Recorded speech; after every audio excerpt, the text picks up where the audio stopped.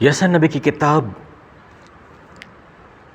और उसकी 59 यानी कि चैप्टर 59 और उसकी पहली और दूसरी आयत में परमेश्वर का वचन हम मनुष्यों के लिए लिखा है।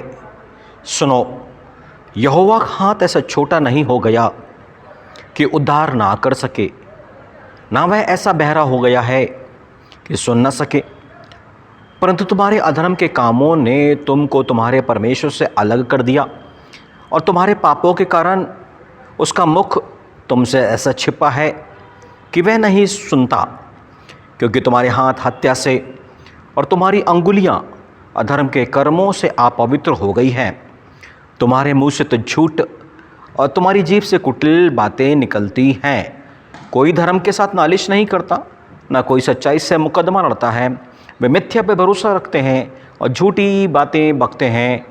उसको मानो उत्पात का गर्भ रहता, वे अनर्थ को जन्म देते हैं। परमेश्वर जब मनुष्यों से अपने इस पवित्र वचन के द्वारा बातें कर रहा है तो परमेश्वर एक बात को यहाँ पे प्रकट करता है कि परमेश्वर का हाथ ऐसा छोटा नहीं है कि वो मनुष्य को उद्धार ना कर सके, और ना वो ऐसा बहरा है कि उनकी प्रार्थनाओं को ना सुन सके, परंतु अपने हाथ को बढ़ा करके वो मनुष्यों का उद्धार करे। यानी कि जिस भी पाप से, समस्या से, अधर्मों से, उसके कारण जो भी समस्या जीवन पर है, उससे उनका उद्धार करना, उनकी मुक्ति करना, उनकी प्रार्थना को सुनना। इस प्रार्थना को सुने जाने और उद्धार करने और परमेश्वर और मनुष्य के बीच में जो दीवार है वो है पाप। अब परमेश्वर कहता है कि बस मनुष्यों के पाप के कारण वो मुंह छिपा लेता है। परमेश्वर यो कहता है कि मनुष्यों के पाप के कारण वो अपना हाथ उन पर बढ़ाता नहीं है, उन्हें स्पर्श नहीं करता, उनको चंगाई नहीं देता है, उनका उद्धार नहीं करता है। एक समय में प्रभु यीशु मसीह ने एक अंधे को चंगा किया, वो देखने लग गया, और जब उसको यरूशलेम मंदिर में बुलवाया गया, उससे सवाल जवाब कि तू तो परमेश्वर की स्तुति कर। वो मनुष्य जिसने आंखें खोली वो तो पापी मनुष्य है।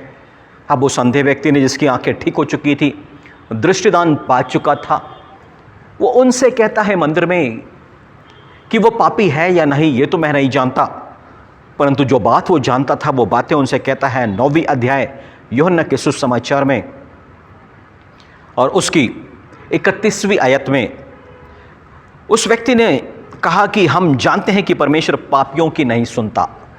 एक जन्म का अंधा व्यक्ति है और उस बात को वो जानता है कि परमेश्वर पापियों की नहीं सुनता है, परंतु आगे कहता है वो यदि कोई परमेश्वर का भक्त हो और उसकी इच्छा पर चलता है तो वह उसकी सुनता है।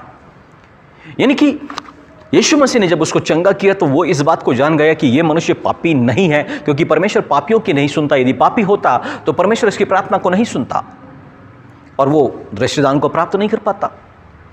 और जब यीशु मसीह ने इसकी आंखों को ठीक किया है तो इसका मतलब वो जानता है कि ये मनुष्य पापी नहीं है, क्योंकि कभी भी उसने नहीं सुना था कि कोई जन्म के अंधे को आंखें मिली हो। अब आश्चर्य कर रहा है वो यीशु मसीह पर विश्वास करने लग गया है। वो इस बात को जान गया है कि ये मनुष्य पापी तो नहीं है, और यही बात वो मंदिर में भी कह रहा है कि परमेश्वर पापियों की नहीं सुनता है, परंतु वो मनुष्य ये भी जान गया है कि ये जो जिसने मेरी आंखों को ठीक किया है वह परमेश्वर का भक्त है और परमेश्वर की इच्छा पर चलने वाला मनुष्य है ये। और तभी तो यह आश्चर्यक्रम उसके जीवन पर हो पाया है। मेरे प्रिय भाइयों बहनों, परमेश्वर आप में भी रह करके आश्चर्यक्रमों को करना चाहता है। वो आपका भी उद्धार करना चाहता है, वो आपकी भी प्रार्थनाओं को सुनना चाहता है, परंतु यसा नबी की किताब 59 में परमेश्वर स्पष्ट कहता है कि वह पापियों की नहीं सुनता, उनसे वो मुंह मोड़ लेता। क्यों? क्योंकि जीभ में झूठ देख रहा है, मुंह में अनर्थ की बातों को परमेश्वर देख रहा है, हाथ और उंगलियां खून से और अधर्म के कामों से। क्या देख रहा है परमेश्वर? मुख में भी पाप अधर्म भरा हुआ है, जीभ में झूठ भरा हुआ है, हाथ गंदे हैं, खून से रंगे हुए हैं। इसलिए तो वह कहता है अपने हाथों को शुद्ध करो। और क्यों? क्योंकि परमेश्वर का वचन मांग करता है कि पवित्र स्थानों में हाथों को उठा करके हम उसकी स्तुति करें, अपने हाथों को उठा करके हम प्रार्थना करें। अपने हाथों को जब जब फैलाते हैं, जब जब उठाते हैं, इन हाथों का पवित्र होना, ओठों का शुद्ध होना, जीभ का पवित्र होना कितना ज़्यादा ज़रूरी है। और तब देखिए परमेश्वर कैसी प्रार्थनाओं को सुनता है। और आज परमेश्वर वचन में यही मांग कर रहा है। वो एक आश्चर्यक्रम को करना चाहता है इस शहर में, आपके शहर में, आपके घर में, आपके व्यक्तिगत जीवन में, आपके डिपार्टमेंट के अंदर में। पर वो चाहता है पहले अपने आप को शुद्ध करो। परमेश्वर का आत्मा एक दृष्टांत देना चाहता है। वो दृष्टांत इस तरह से है, मान लीजिए कि एक व्यक्ति एक ऑफिस में काम कर रहा है, एक कार्यालय में काम करता है, उसका उस अधिकारी से बिल्कुल नहीं पटती है। अधिकारी उसको बहुत बोझ दे रहा है, बहुत समस्या उत्पन्न कर रहा है। और इस व्यक्ति के अंदर में, जो मसीही व्यक्ति है, अधिकारी के लिए बैर है, घृणा है, क्रोध है।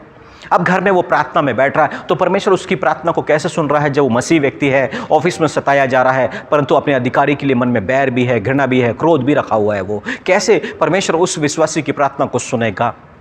क्योंकि यीशु मसीह ने कहा, जब तुम प्रार्थना में हो और किसी के प्रति तुम्हारे मन में बैर हो तो सबसे पहले क्षमा करो, मेल मिलाप करो। इसका मतलब है इस व्यक्ति को क्या करना पड़ेगा? अपने अधिकारी से, अपने कलीग से, जिसके साथ में वो रहता है, उससे मेल मिलाप करना पड़ेगा। इसका भी जाके परमेश्वर उसकी प्रार्थना को सुनेगा। परंतु वह व्यक्ति उस मेल मिलाप को नहीं करता है और घर में बैठ करके उस अधिकारी के लिए, उस साथी के लिए प्रार्थना कर रहा है जिससे उसकी पटती नहीं है, तो क्या परमेश्वर इसकी प्रार्थना को सुनेगा? क्या इसकी प्रार्थना को सुन के इसके ऑफिस में शांति देगा? क्या इसकी प्रार्थना को सुन के घर के लोगों को चंगा करेगा? क्या इसकी प्रार्थना को सुन के इनका उद्धार करेगा? बीमारी से, नाना प्रकार की मुश्किलों से इनको क्या आज़ाद करेगा? नहीं करेगा ना। एक व्यक्ति के अपने पड़ोसी से मन मुटाव है और उसके बाद वो प्रार्थना में बैठता है और परमेश्वर से अपने घर के लिए आशीषों को मांगता है। घर में बहुत सारी ऐसी रुकावटें हैं जिसके लिए वो प्रार्थना कर, क्या परमेश्वर उसकी प्रार्थना को पहले क्या करना? पड़ोसी से मेल मिलाप करना है उसको, उसके बाद उसको प्रार्थना में आना है। सोचिए, मनुष्य कितना बड़ा गुनाह कर रहा है, प्रार्थना में वो पापी होकर के पहुंच रहा है, वो क्षमा नहीं मांगता है, लोगों से मेल मिलाप नहीं करता, सीधे प्रार्थना में बैठता है और परमेश्वर को वो तुच्छ जानता है, अपवित्र जानता है ऐसा व्यक्ति। जबकि जो परमेश्वर के निकट आए वो परमेश्वर को पवित्र जाने। इसके लिए प्रभु यीशु मसीह ने सिखाया है कि सबसे पहले अपने मन को जांचना और मन के अंदर में देखना किसके प्रति बैर है, उसको क्षमा करना, उससे मेल मिलाप करना, फिर प्रार्थना में आना। यहाँ तक कि अपनी भेंट भी जब चर्च में आए तो छोड़ दी जाए, उसको छोड़ने के बाद मेल मिलाप करना, आकर के फिर अपनी भेंट को चढ़ाना।